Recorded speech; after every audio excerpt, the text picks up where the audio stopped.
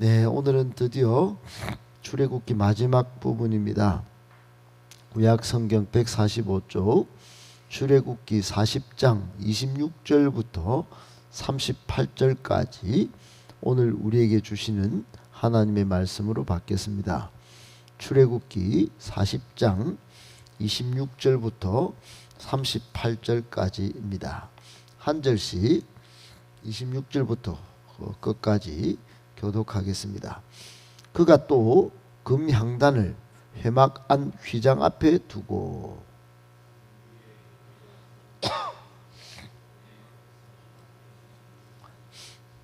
그는 또 성막문에 휘장을 달고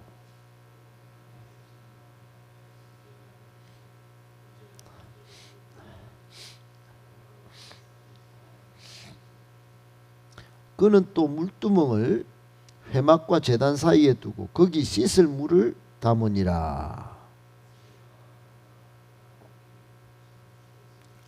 그들이 회막에 들어갈 때와 제단에 가까이 갈 때 씻었으니 여호와께서 모세에게 명령하신 대로 되니라.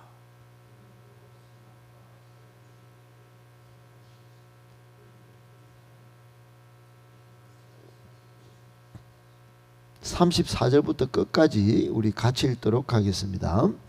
구름이 회막에 덮이고 여호와의 영광이 성막에 충만하며 모세가 회막에 들어갈 수 없었으니 이는 구름이 회막 위에 덮이고 여호와의 영광이 성막에 충만함이었으며 구름이 성막 위에서 떠오를 때는 이스라엘 자손이 그 모든 행진하는 길에 앞으로 나아갔고 구름이 떠오르지 않을 때는 떠오르는 날까지 나아가지 아니하였으며 낮에는 여호와의 구름이 성막 위에 있고 밤에는 불이 그 구름 가운데 있음을 이스라엘 온 족속이 그 모든 행진하는 길에서 그들의 눈으로 보았더라.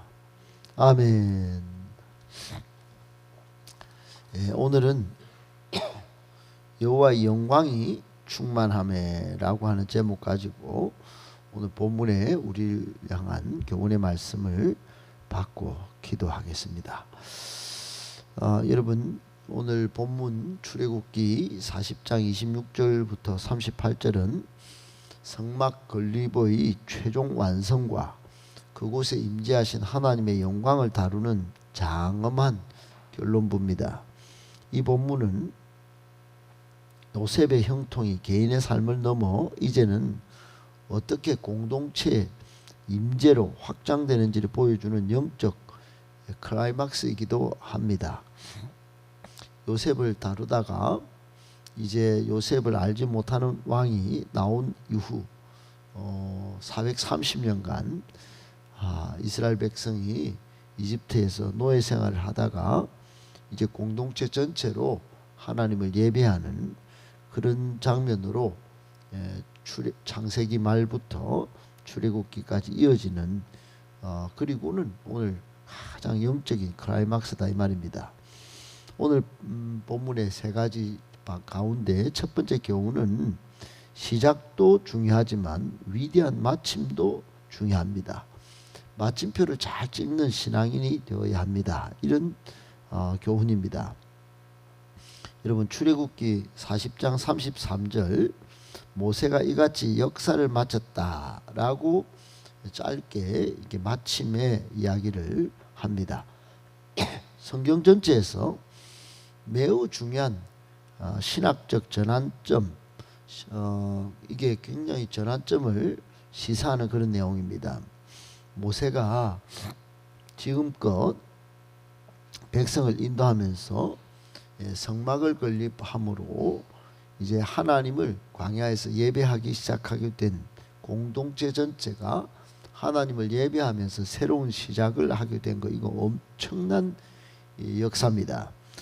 요셉이 개인의 삶에서 하나님의 꿈을 완수했듯이 모세는 공동체의 성막을 완수함으로써 하나님의 임재를 이 땅에 정착시켰습니다.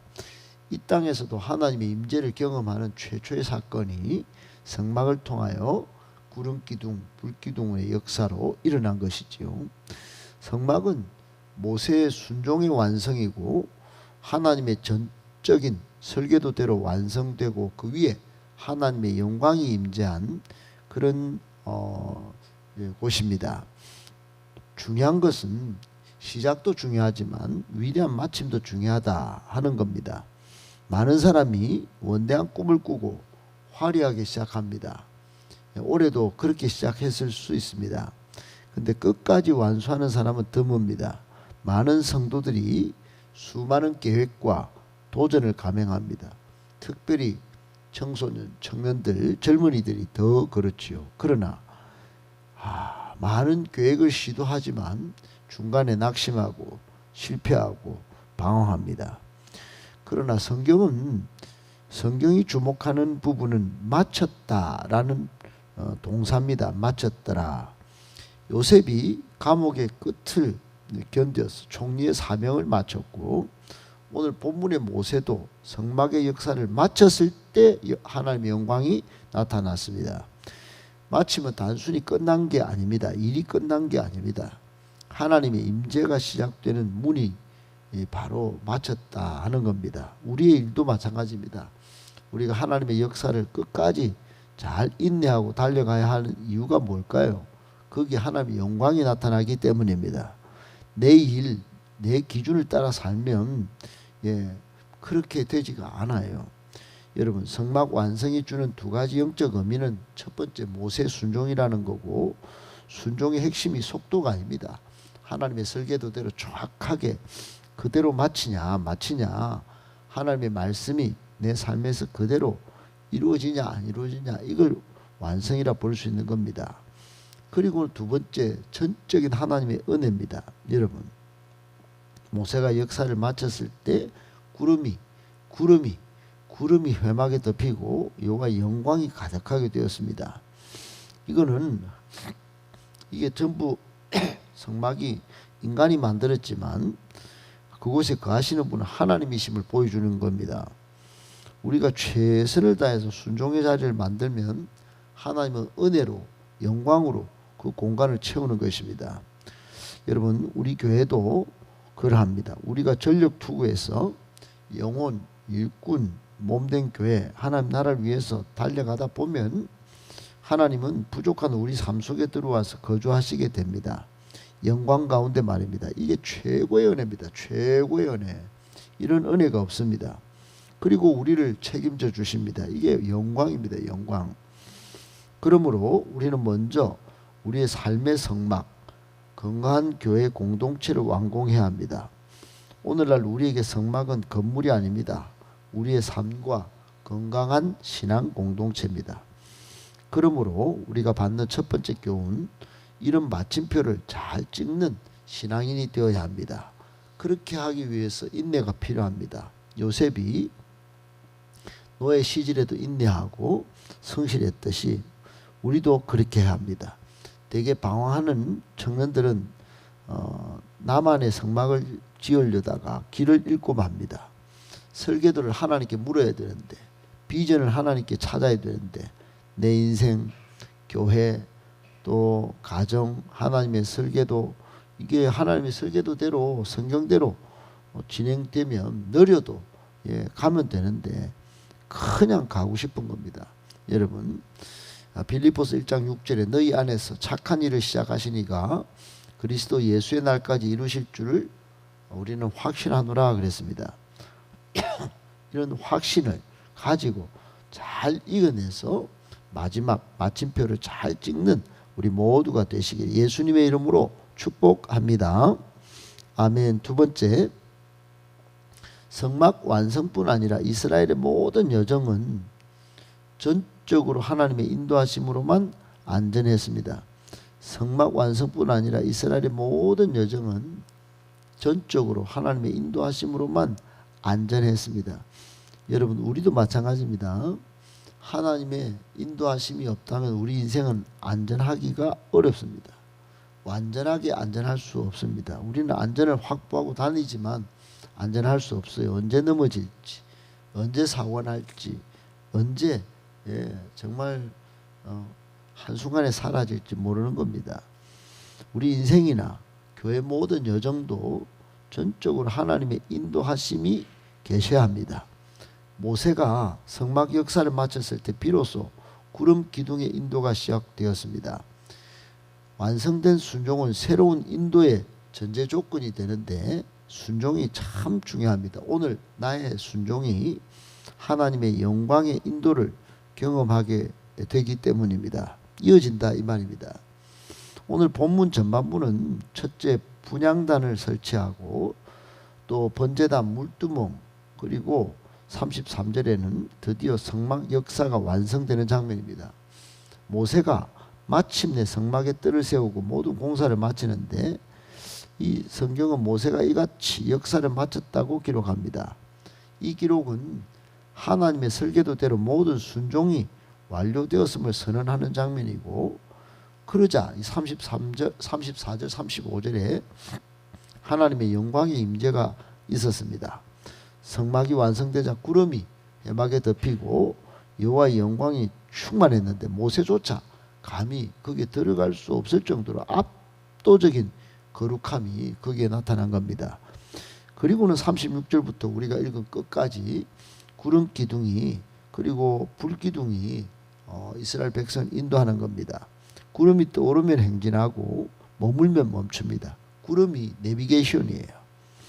이것은 성막 완성뿐 아니라 이스라엘의 모든 여정이 자신의 계획이 아니라 이스라엘 백성들 자기들 알아서 가는 게 아니고 하나님의 사인에 의해서, 하나님의 인도하심에 의해서 움직이게 된다는 점을 강력하게 교훈하는 겁니다. 이스라엘 백성은 시각적으로 이걸 이렇게 가야 안전하구나 하는 걸 벌써 알은 겁니다. 여러분, 이스라엘 백성이 지금 광야 아닙니까? 광야. 거대한 불확실성 속에 빠져 있습니다. 어디로 가야 할지, 무엇을 해야 할지 모릅니다. 그런데 길을 찾았답니다. 길을. 구름이 가면 가고 구름이 멈추면 멈추는 겁니다. 결정적으로 그렇게 불확실성을 해소했습니다.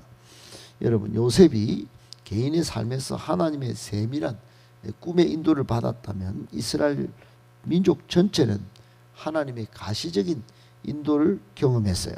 그게 바로 구름 기둥, 불 기둥입니다. 멈춤과 전진에 있어서 하나님께서 확실하게 인도를 하신 것이에요. 그렇습니다. 여러분, 광야는 길도 없고 방황만 있는 곳이에요. 광야에는 이정표가 없습니다. 바람이 확 불었다가 모래 다 덮어버립니다. 바람에 따라 변하고 어제의 길은 오늘 다 사라지는 거예요. 우리 인생도 마찬가지입니다. 언제 사라질지, 언제 바람이 불어 넘어질지 모릅니다. 젊은이들은 더 하죠. 요즘 젊은이들은 미래가 아주 불확실합니다.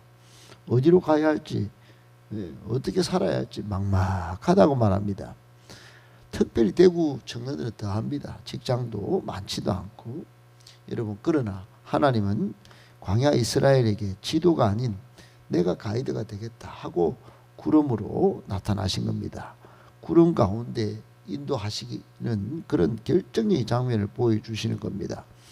구름 기둥이 우리에게 보여주는 원리가 뭐냐? 내가 인도하겠다는 겁니다.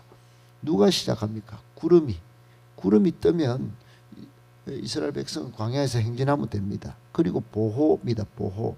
38절에 낮에는 여호와의 구름이 성막 위에 있고 밤에는 불이 구름 가운데 있었다. 무엇이 이스라엘 백성을 지켰습니까? 구름 기둥이, 그리고 불 기둥이. 광야의 낮은 살을 태우는 폭염이고 밤은 뼈를 깎는 추위가 엄습하는데 이걸 거대한 그늘막이 구름 기둥으로, 또 따뜻한 난로 같은 불 기둥이 보호한 겁니다. 우리 인생살이, 신앙생활이 다 그렇습니다. 세상의 비난과 실패의 열기가 우리 태우려 할 때 하나님은 은혜로 덮어주시고, 반대로 소외와 고독과 멸시의 그 추위가 몰려올 때 성령의 불로 우리 마음을 데펴주시는 겁니다. 그리고 37절에 인내입니다. 인내. 구름이 떠오르지 않을 때는 막막한데 1년이고 한 달이고 그냥 머뭅니다. 답답하긴 하겠지만은 여러분, 멈춰 있는 건 그건 하나님의 보호를 받는 기간이에요. 재정비하는 기간이에요. 충전하는 시간이에요. 그러니까 실패가 아닙니다. 우리는 빨리 가고 싶어 하지만 하나님은 바르게 가기를 원하신다는 겁니다. 여러분 두 번째 우리가 받는 교훈, 구름이 멈춘 시간은 방황하는 시간이 아니었습니다. 하나님의 인도하심을 받는, 즉 성막을 중심으로 자신을 정비하고 또 도약의 발판을 만드는 중간 기착지였던 겁니다. 그렇게 새 힘을 얻으면 독수리처럼 날개치며 다시 도약하고 목적지까지 가게 되는 것이죠. 이사야 40장 31절에 오직 여호와를 앙망하는 자는 새 힘을 얻으리니 독수리가 날개치며 올라간 것 같을 것이요. 거기서 구름을 보듯 하나님을 바라보면 하나님이 새 힘을 주시고 그리고 목적지까지 더 힘차게 가게 되는 것입니다. 그게 우리 인생이고 그게 우리 신앙임을 강력하게 오늘 구름 기둥이 우리에게 말씀하고 있습니다. 꼭 그렇게 사셔서 힘차게 믿음으로 전진하는 우리와 우리 교회 되기를 예수님의 이름으로 축복합니다. 아멘. 마지막 세 번째, 이제 눈을 들어 하나님의 임재를 보며 최고의 나날을 경험하는 신앙인이 되어야 합니다. 이제 눈을 들어 하나님의 임재를 보며 최고의 나날을 경험하는 신앙이 되어야 합니다. 여러분 이스라엘 자손이 온 이 250만 명 모두가 행진하는 길에서 항상 구름과 불을 보았습니다. 38절에요. 항상 매 순간 한 걸음 한 걸음마다 그들은 땅의 모래바람을 본 것 아닙니다. 하늘의 구름을 본 거예요. 우리는 발밑에 모래 같은 고난만 자꾸 봅니다. 발밑에 자갈 같은 어려움을 자꾸 느낍니다. 발밑에 가시덩굴 같은 상처를 자꾸 묵상합니다. 그리고는 아파하고 드러눕습니다. 그러나 성경은 아닙니다. 성경은 위를 보라고 말씀합니다. 구름을 봐야 하는 거죠. 그러면서 하나님은 우리에게 이렇게 말씀하시는 것 같습니다. 지금 여러분의 발밑에 놓인 자갈과 가시덩굴만 보지 말고 눈을 들어 여러분의 인생 성막 위에 떠있는 하나님의 임재를 바라봐라. 그렇게 말씀하는 것 같습니다. 여러분 구름이 뭡니까? 하나님은 여러분을 단 한순간도 혼자 두지 않으신다는 강력한 증표입니다. 강력한 증표. 혼자 두지 않겠다. 방황 끝난다. 여러분 이제 구름 기둥을 따라 위대한 탐험을 계속하면 미지의 세계, 가나안 복지까지 가는 겁니다.